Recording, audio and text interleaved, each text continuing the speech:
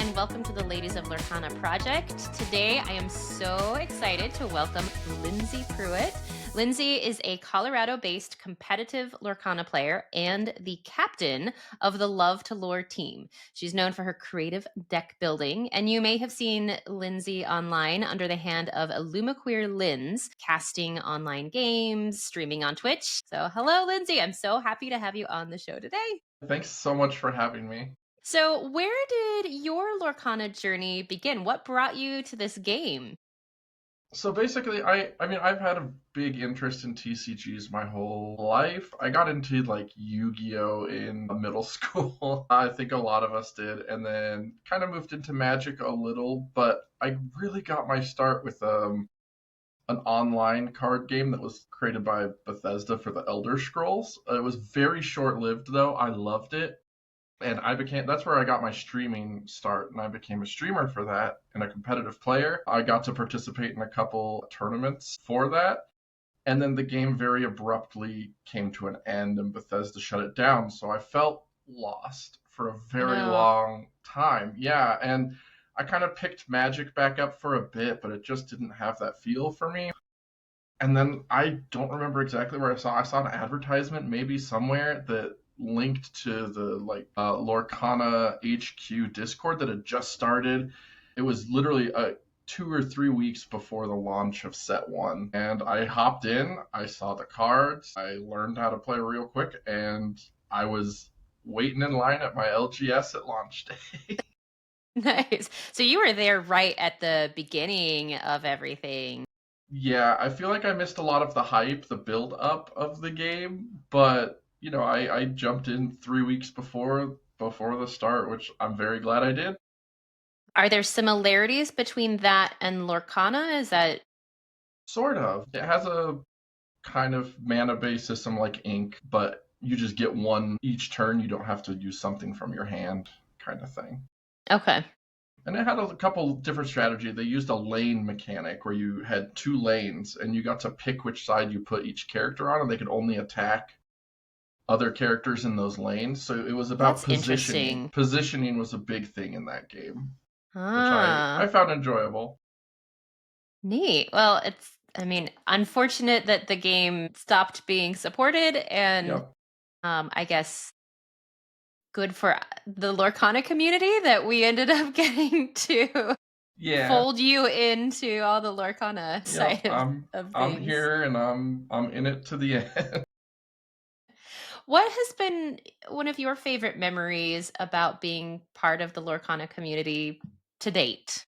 Yeah. So I think just kind of building up with the community. I think even though I don't stream as much as I'd like, but I feel like I'm just such a big Discord personality that I started getting recognized. And I think one of my fondest memories, and I know he'll laugh at this probably, but when I went to DLC Seattle, I went to Vegas and Seattle, but at Seattle, I remember B Squared just like saw me from across the room and just came over and was like, "My gosh, Linz," and like gave me a hug, and I was just like, wait, what? You just recognized me? You want to come talk to me? Like it just feels like I've become part of that content creator community, and it feels special. And that I don't know, I've made it in a sense, Yeah.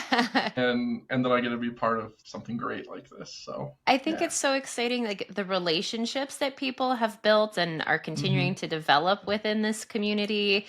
And, I mentioned earlier to you that, you and I haven't really gotten to know each other Yeah. in space outside of this. And yet, if someone were to say, "Hey, are you familiar with Lindsey?" I'd be like, "Well, yeah, like I know who that is." You are a competitive player. It sounds like maybe there was some competitive play in your former TCG games as Hmm. well. So when you started Lorcana, did you know that that was like the way that you wanted to participate? Yeah, I've been it's just something about me. I've been very competitive my whole life. Probably being a middle child created that, I think. But yeah, I like not playing the meta, so to speak. I think that's my big thing, and people notice about my deck building is like I see the meta, but I want to kind of do my own thing and find my way around it and still do well. Yeah. Yeah. I will fully admit I have played some of your deck builds to try I've them out. And they're always yeah. like fun and spicy. So like tell me a little bit about like why is that important to you or what is it that draws you to the non-meta? So, I mean, I'm a deck builder by nature. That's always been my thing in TCGs. I love figuring it out on my own. And that is not to say I will always tell people if like that's not for everyone. If you need to net deck. I am always like you just said you play my decks whenever someone's like, "Oh, we were just talking about your deck in this Discord you're not in," and like people are loving it, and like it's so flattering to be told people are enjoying it. But yeah, I don't like to just play what someone else has made. Sometimes I'll take that framework still, but I'll kind of build my own thing and be like, okay, I have this deck. Here's something that's not good against. How can I do something with it or play it differently so that I have a little more of an advantage? Yeah. Is how I go into a lot of my deck building. I I imagine like you're not unaware of the other meta decks, so you're working to craft something to Yeah. play against them and maybe I don't know, have the element of surprise? Is that like Exactly. Yeah. Which my locals, that's a little less so now because they know me so well. They know what to expect when I'm walking in that like this is not going to be a meta deck. But I think that that's the biggest thing with deck building. Like the first thing you should, if you're going into a competitive sense, is be like, what are the meta decks and how do I build this so that it can handle that? Yeah. It's a big part of it. And a lot of my practice with like the team and stuff is like we're practicing against meta decks. We'll throw them at each other and make sure we know what to do in those situations. Yeah. Yeah. What advice, because I am not a deck builder. I am someone who falls on that other end of the spectrum that I will net deck, but then I like to maybe tweak a little bit. But if someone was interested in trying out their deck building skills, what advice would you give to someone diving into that for the first time? Yeah, so I think the first thing you want to do is figure out what play style you're going for. That's the best place to start. Like we always talk about aggro, mid range, control. So kind of figuring those out. I guess there's also combo, which with more sets we're starting to start like kind of see those. But you kind of want to start there. You want to make sure that your deck has draw and removal options for the most part. If you're aggro, you don't have to worry about removal as much, just because you want to go fast. But just making sure you have those pieces, and then and it's probably more complicated to go over in a little podcast like this, but go like looking at your mana curve, which is going to be different for different kinds of decks, but understanding how that works. And that's why I love Dreamborn. It'll show you that curve, like how many one drops, how many twos, how many threes, and looking at that and understanding how that affects your deck building is important. And then once Yeah. you have those pieces, that's when okay, now I look at the meta. What do I need? So like and I'll be swapping pieces out as my local meta changes because like if it's Sapphire heavy with the control decks, like in my Mufasa, like Ruby Mufasa, like I'll start running Daisy because she's really good at going fast early against Sapphire, and she has a better chance of not giving them a draw. But when our meta became more Amethyst heavy, like at the end of this set, kind of we had a lot of Amethyst Steel. I completely dropped Daisy because all she's doing is drawing them cards so they have all the answers. So dropped her, Mm, went back to running like the one drop Mulan, the Ruby one, and just going more to board. So that's what you have to do. Look at your local meta, not just like the wider meta, and that'll change how you build. So it's kind of yeah. like a little example I have there of like swapping something out for what you need to be. I mean, and you bring up a really important point of the evolution because Hmm. the beginning of a set, people may be playing one way by the end of the set, playing very Yes. differently than, what they started out, and whether that's influenced by, like you said, local or even what is getting reported from, larger Hmm. tournaments, and people are picking up and trying like, oh, I want to try that out, that there is that like like kind of you have to constantly keep a finger on the pulse. Yep, pretty much. That's a good way to Yeah. put it. So, in the competitive arena, what have been some of your biggest competitive achievements to date? Well, DLC Vegas was my first DLC. I wasn't able to get to many, but I did, and I was so close. I think just one more 2-0 would have put me on the cusp, but I ended up at 282nd place. Um, Wow. I guess Seattle I placed almost exactly the same, I think.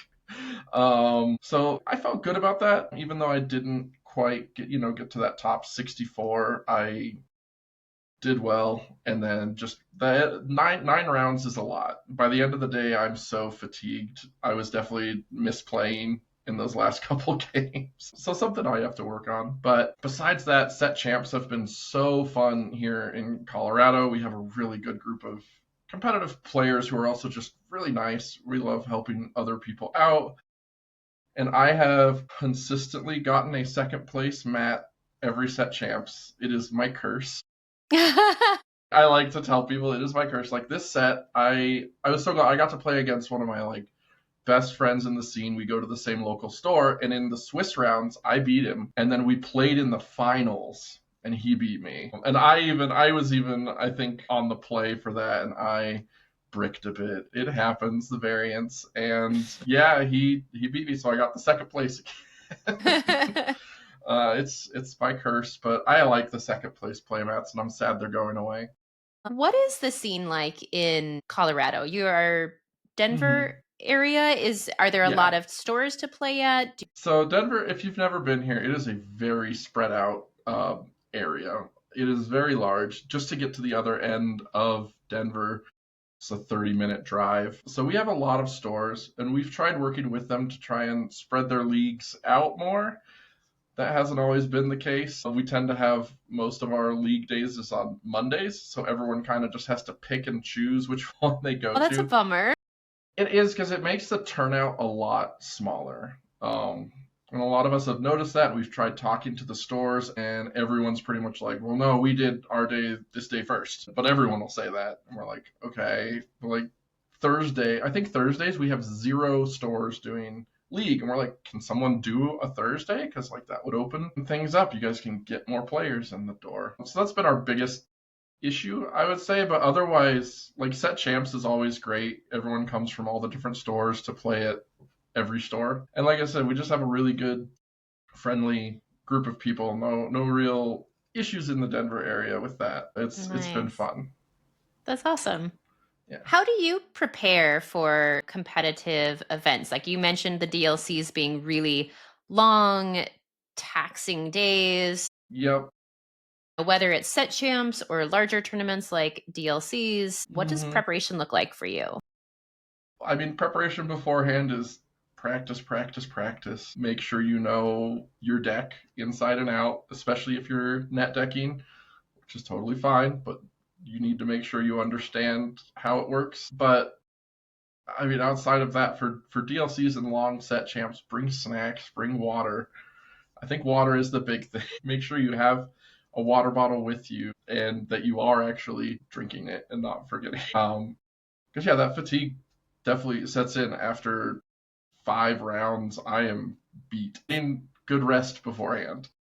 I've been really appreciative that the DLCs and events I've been able to make it to. There's always been water stations Hmm. there because that is something. I mean, I'm Arizona based, so we're always pushing hydration Yep, here. gotta have water. But I think that is important to remember because when you get into that play, you're kind of in a zone, and Yeah, those basics, eating, drinking, can.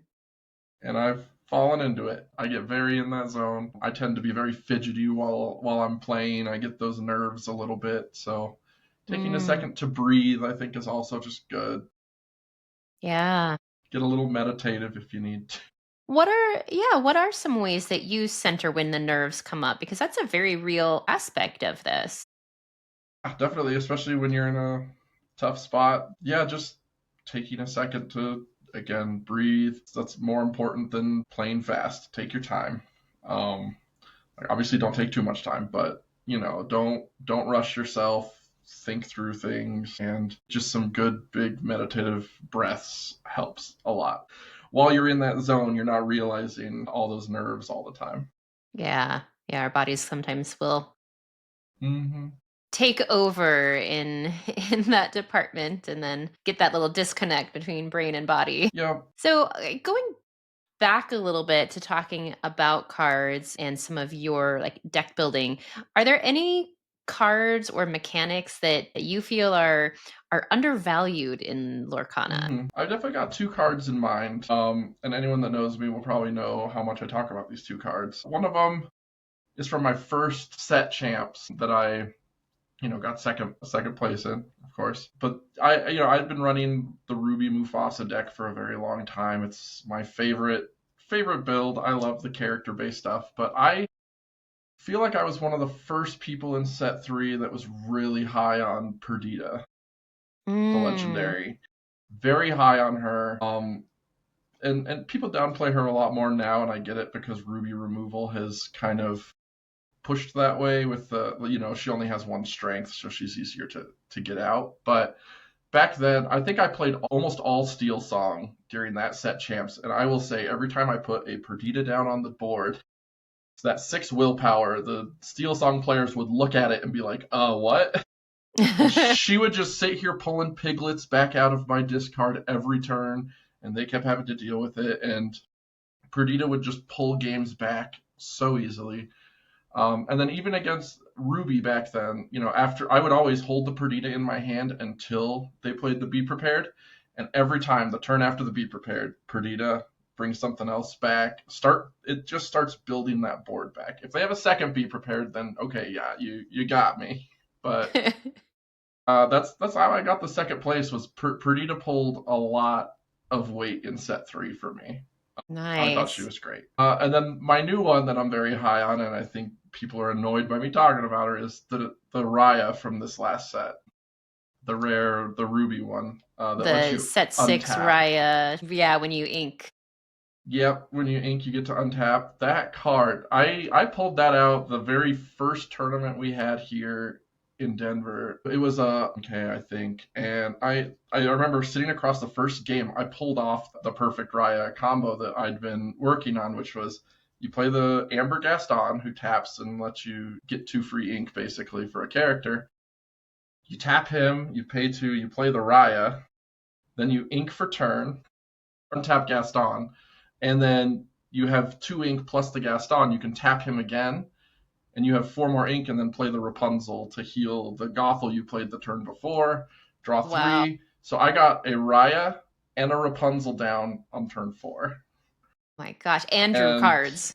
it is me and Humble call that Exodia right now with the Mufasa build, and it's basically if you play that combo, there are very few decks that can deal with the amount of tempo you just gained playing those 2 characters and drawing 3 cards.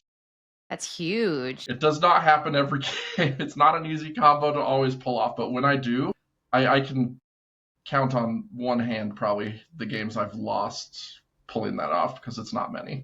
It's I bet very strong. when you see that coming up in your hand, the excitement is like, I'm always just like, yes. please don't kill my Gothel. Please don't kill my Gothel. let me do it. But yeah, it's been a fun combo piece to work with, and I was high on it on locals, and after I showed it off, I know my locals don't sleep on Raya now. But we had one player in particular who was playing Ruby Sapphire, and after he saw what I was doing with Raya, he started running Raya in his deck with Shark and using it to Mm. untap Shark to start attacking more.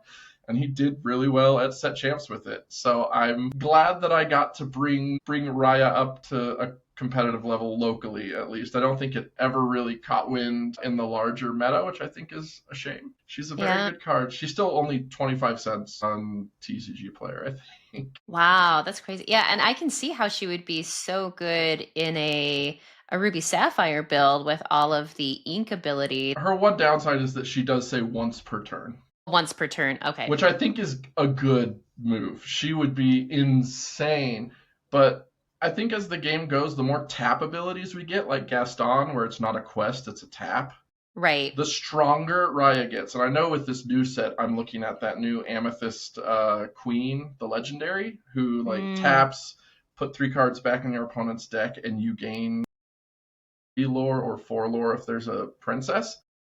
With Raya, you can do that twice a turn, and you can get 6 or 8 lore in a turn.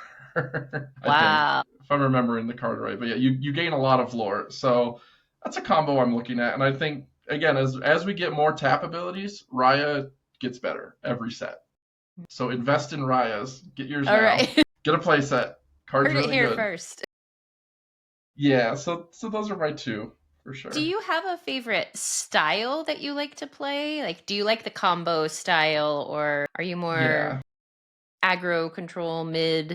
Yeah, I started out set one with aggro because everyone was playing Ruby Amethyst control in set one.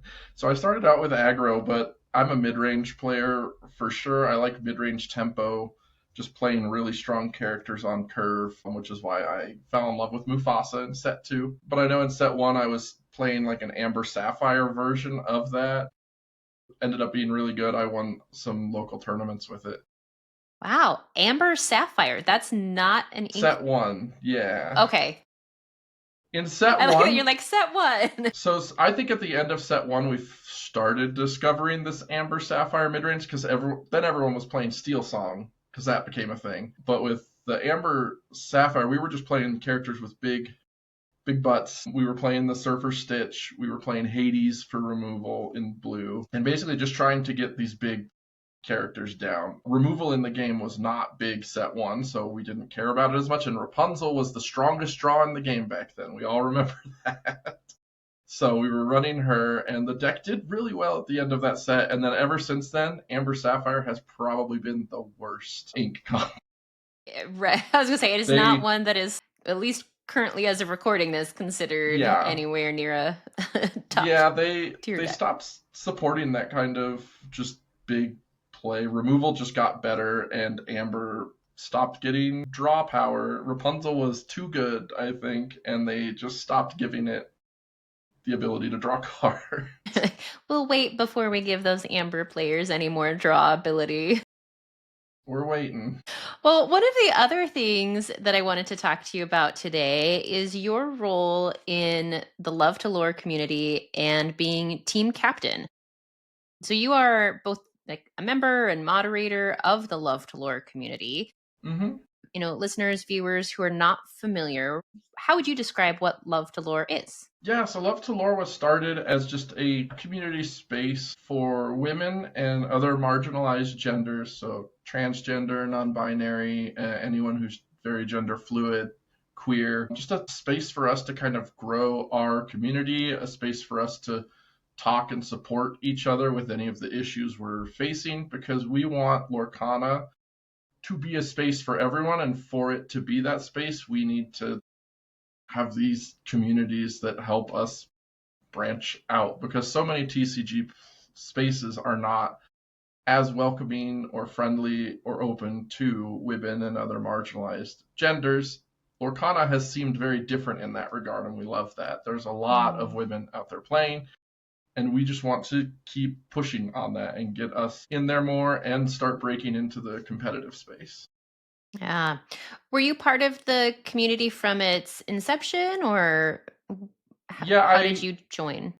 I was. I mean, I joined it as soon as it opened. I was not originally a moderator, but that changed very quickly. I'm always a community builder. I'm very active.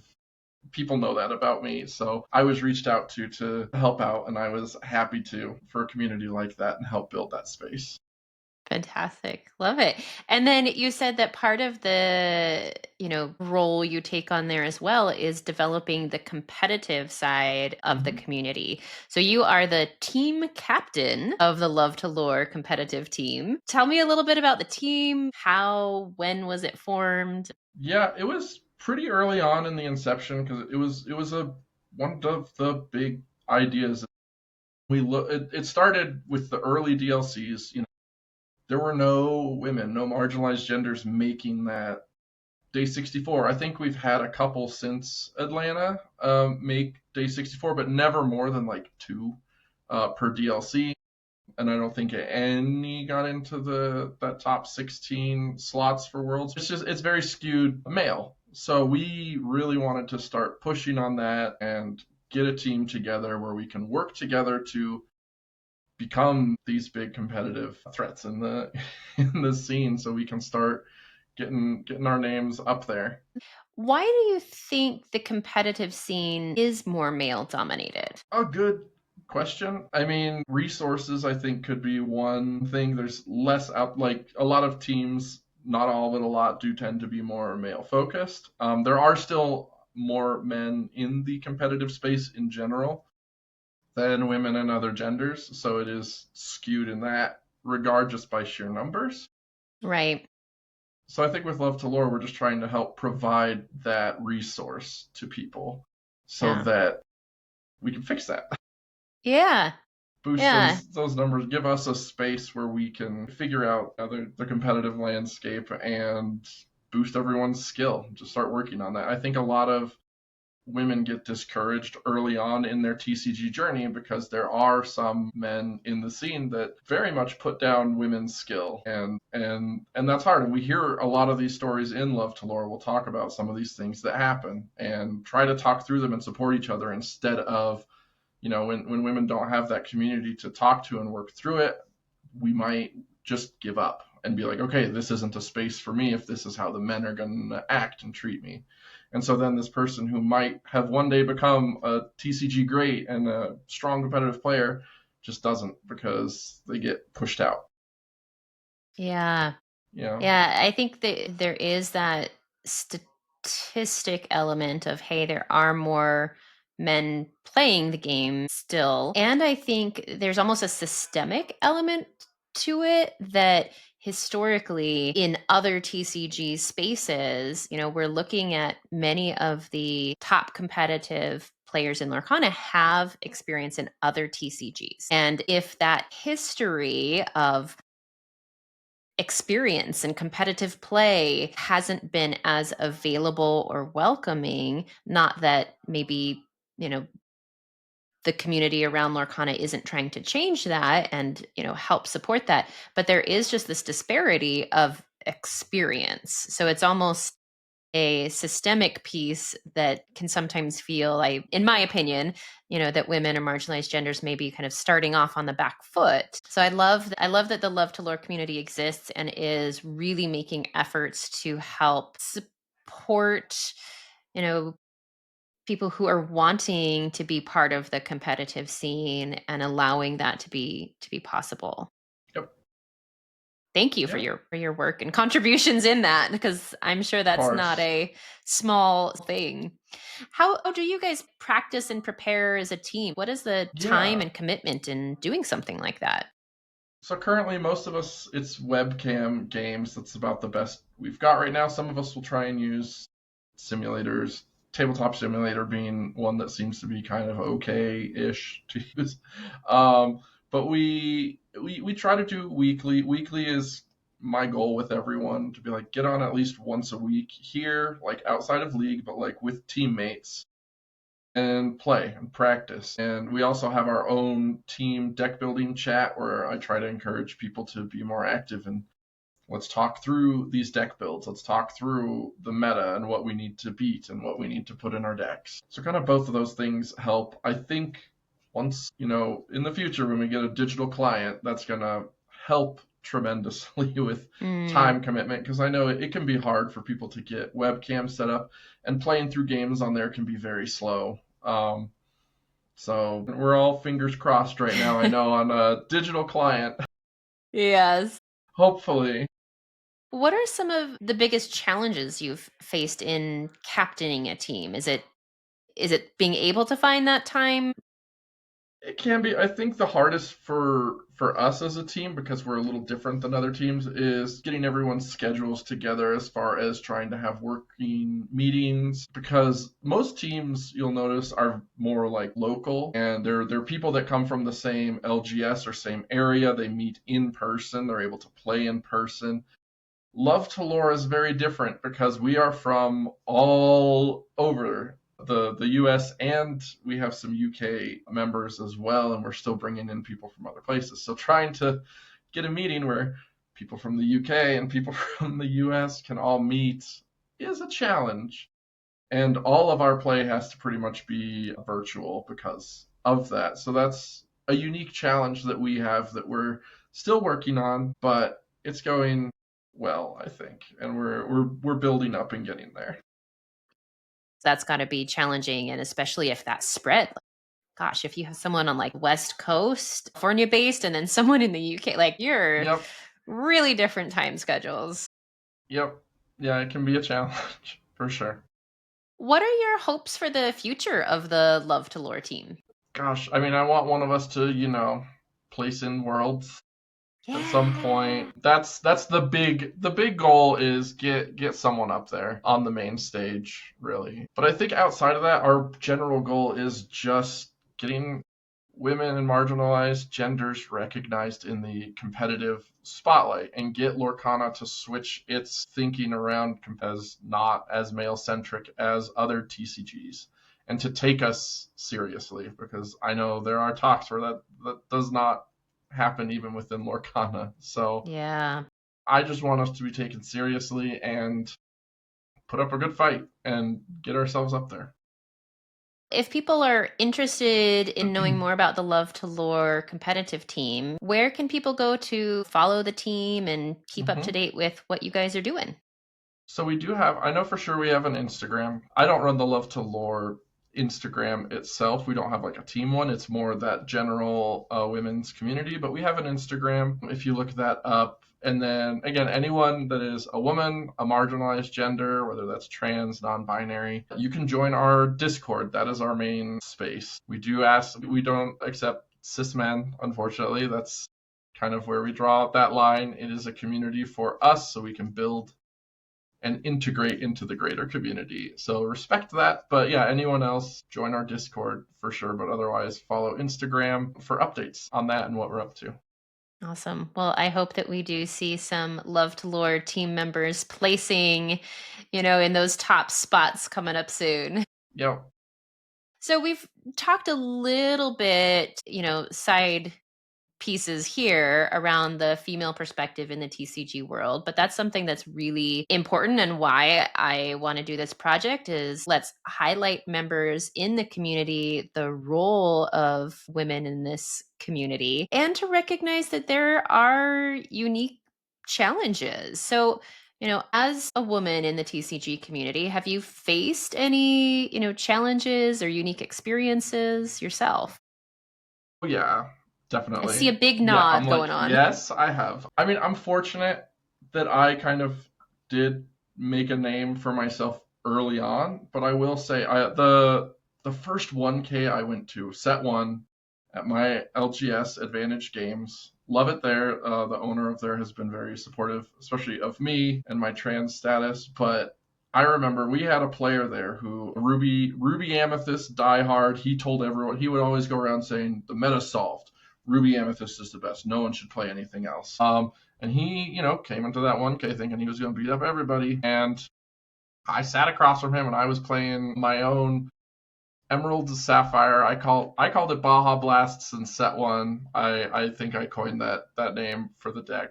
Love it. Baja Blast, we called it High Five because you ended at 5 ink. You topped it like Cuzco back then. And I paired into him, I think, the second round, and I beat him. I 2-0. Just the aggro got under his control, and he couldn't handle Cuzco. And I try to be very friendly and went to like shake his hand and all that, but he was very upset that a girl beat him. He was just spouting all these things of why he shouldn't have lost, and he got very salty, very angry, and it definitely came off as a bit misogynist and was very eye-opening for me in the Lorcana space. I hadn't quite seen that yet. People had been friendly since then, and so that definitely kind of shaped my growth in the community. Yeah. The other issue I've had, I know I've said Denver as a whole has been great and overall very accepting, minus a couple people. but we've had some issues with the Colorado Springs community that's just a little down south. I try not to dive too much into politics, but the LGBT community down there has been struggling. Hmm. And a certain store in particular came out and said that they do not support that community, and that not that we're not welcome, but their words were, we cannot provide a safe space for the LGBT community. And Wow. a lot of the Colorado Springs players like agreed with that, and there's been some discourse around the women and marginalized genders and that community down there, and it's been tough. It kind of ended in a Twitter fight. I ended up leaving Twitter afterwards. It was a lot to handle. I lost some friends, people that I thought were friends. And so that's been just a challenge in our community where that kind of just butts heads. And as much as we try, Lorcana is this nice escape from reality. I need that escape. It does end up affecting us, marginalized Yeah. genders, a lot. And yeah, a lot. The store that came out and said that, I know there is a big group of us that are basically like, we are never going to go to that store anymore. We're not going to give them our business. That's about the best we can do at this point. Yeah, that's Oh, tough. So I'm those are some of the challenges we're facing here in in Colorado for sure. I'm really sorry to hear about those experiences, and I it's sad to hear about stores that are excluding community members by saying this is not a safe space. We can't support, Yeah, that it's like, oh, I'm not going to go sign up to be in potential danger to play a game. Like that's not worth it. And I also think that's not the essence of what gaming is. Gaming is coming together for play, for hmm, fun. And with your first story, that competitive example, competition is part of that. And unfortunately, sometimes that means we don't win. I will say that the story you mention is something that I've heard a lot. Individuals being upset that they have lost to a girl. And I think there's a level that is problematic that I hope we can shed some light on. So, community members who maybe didn't realize that that is problematic can understand that by saying that, it sounds that you are putting a gender as less than. Okay, exactly. I lost to someone who is less than my equal. Exactly. Yep. And there's certain Discord spaces that I now avoid because there has been that talk. I was informed specifically some people bringing up that, like, oh, when you're sitting across from a girl, you can mulligan differently, and it's okay if you don't play as well because you're still gonna win. And when I heard that, was very upsetting to hear. It was also upsetting to hear that nobody stood up to that in that space Mm, when I heard about it. So very, very unfortunate, but just so people are aware, these are conversations happening in the Lorcana community. I do yeah. think we're farther ahead than a lot of other TCGs with accepting women and marginalized genders. In Lorcana, just I think Disney just brings in so many more people, but we still do have these issues, and it's good to note them and make sure people are aware. Yeah. Well, what ways would you like to see the Lorcana community change to become more inclusive to women and marginalized communities? Yeah, so I think my example with the Discord that had that misogyny going on is what would have made that better is seeing the other men picking up the slack. It shouldn't be us women always having to defend ourselves and put up the fight. If you consider yourself not a misogynist and an ally for women and other genders, speak up. I think that will make the biggest difference, especially some of these big name content creators. Like, bring attention to it. Don't be afraid. Don't sit back and let it happen because the silence is loud. It's very loud. And when these things happen, and then I see how big that Discord is that this happened in, and I can see the names of all the people who are like involved and in that Discord, and no one said anything, that hurts the most, where it's like, oh, all these people in there that I consider friends and allies for us said nothing, did nothing, and it just gets swept under the rug. That Yeah. I think is the big thing that has to change because these conversations are going to happen. You cannot be afraid to speak up. If you are, then the harm just continues to happen. Right. That silence becomes compliance with Yes. that. Yeah. Yep. Yeah. Exactly. So I think that's so important, and I really am so grateful that you and I can be here today and have these conversations and share them with the greater community to bring some Mhm. attention and awareness to these things, because this is such a wonderful game and, developing community, and to be intentional of how we want to grow is is important. I agree. And I know these conversations are hard, but it's Yeah. important to have them. Yes. Yeah. Things that are hard can be good, and we can do hard things. Yeah, I agree. What advice would you give, to other women who are looking to get involved in Lorcana or even other TCGs in general? Yeah. So, I mean, my first advice definitely, I think the most important thing early on is finding that support. With Lorcana, Love to Lore is happy to be there to be your support. Join us, talk with us, find locals if you can that can help support you in that and in navigating the TCG space. And I guess the other biggest thing is don't let those fragile egos get you down. Like I said in my first example, when I beat someone and they get upset, a girl beat them, that shouldn't have happened because they were running the best deck. Like, yeah, it hurts, but don't let it get you down. Try not to let it affect you too much. And when you have that support, you can talk with them, talk through it, and keep your TCG journey going. Don't end it over the fragile egos. Try your Yeah. best to move through it, I think is the advice I would give getting into the TCG space as a woman or other gender. Yeah, I think that's a great piece of advice, of remembering, like, it's not about you, it's them. Like, they're the ones who are having this issue. Like, this really isn't. Yeah, it's their problem. Yeah.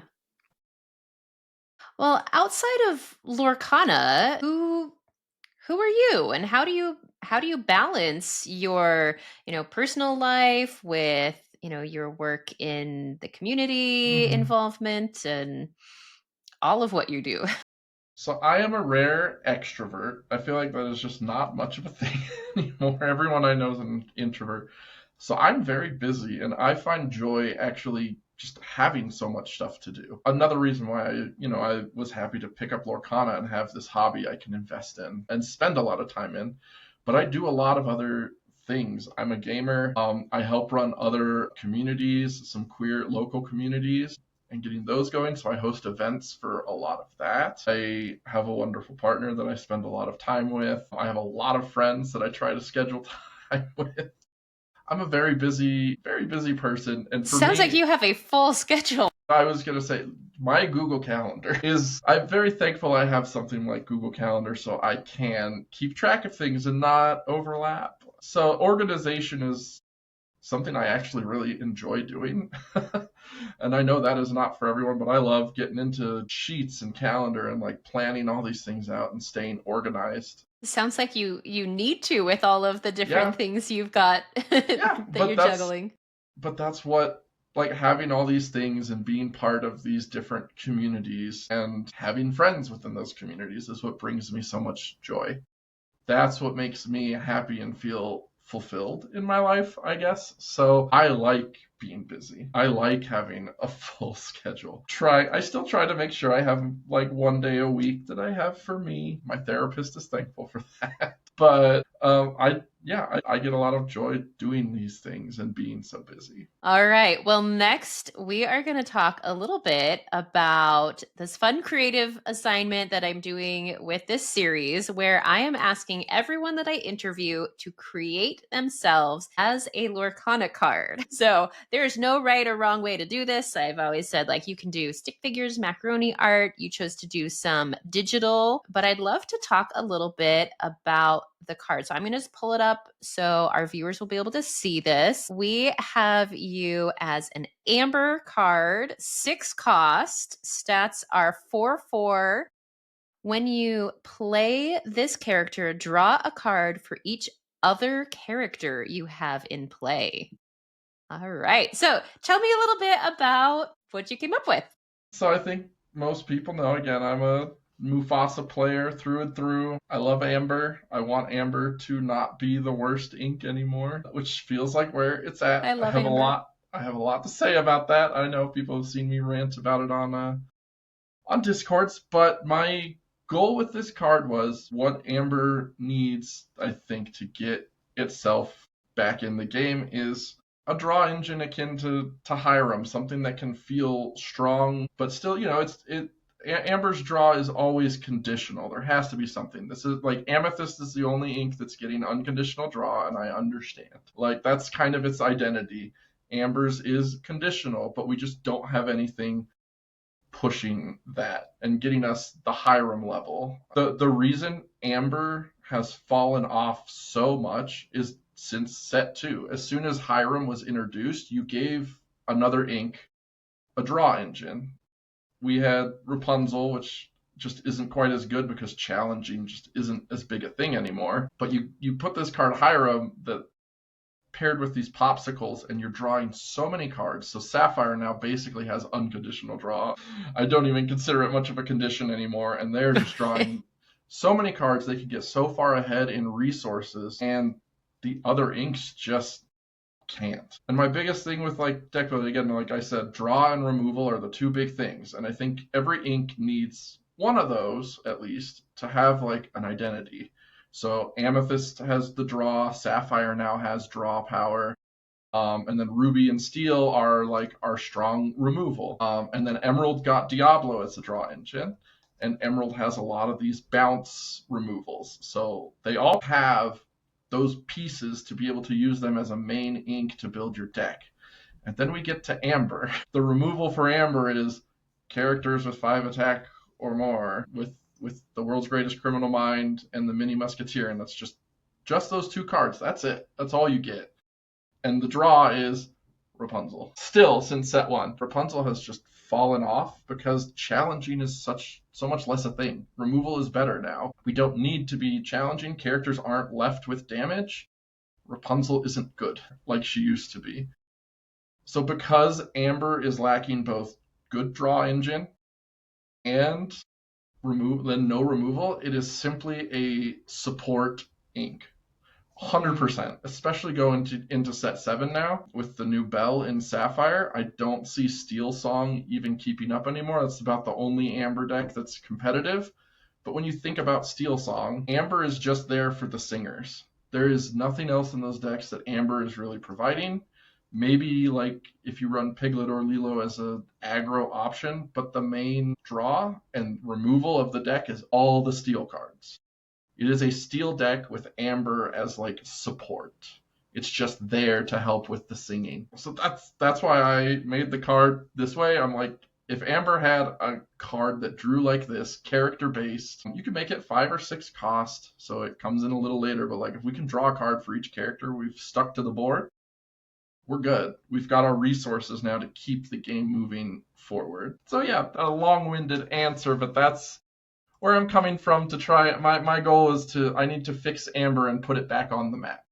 I love it. And I feel like that really reflects, you said that you're an Amber lover, but also that you're like, here is this ink that needs a little bit of extra support, and my card is going to be that card that lifts it up and elevates it, just as you are in our community.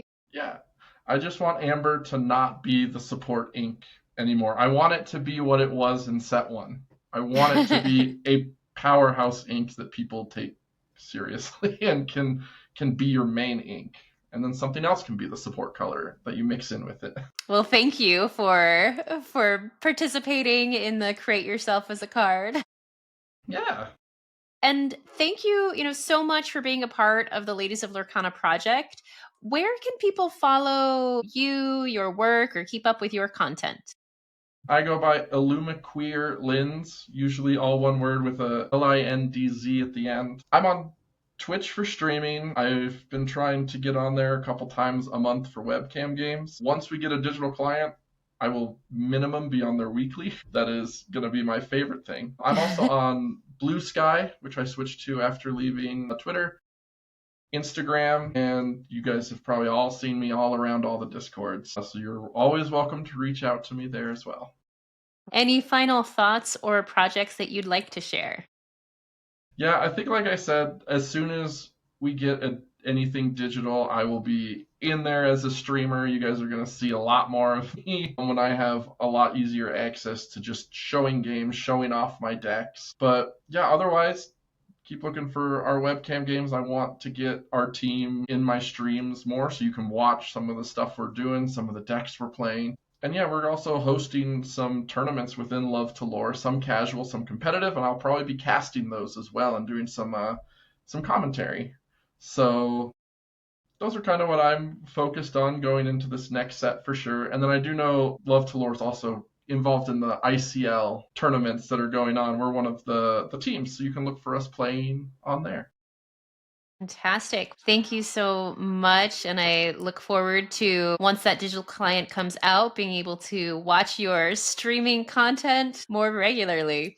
Well, thank you again for your time today and being part of the Ladies of Lorcana project, where we celebrate strength, community, and the women shaping the future of TCGs. Until next time, keep embracing your power, lifting each other up, and making this a magical game for everyone.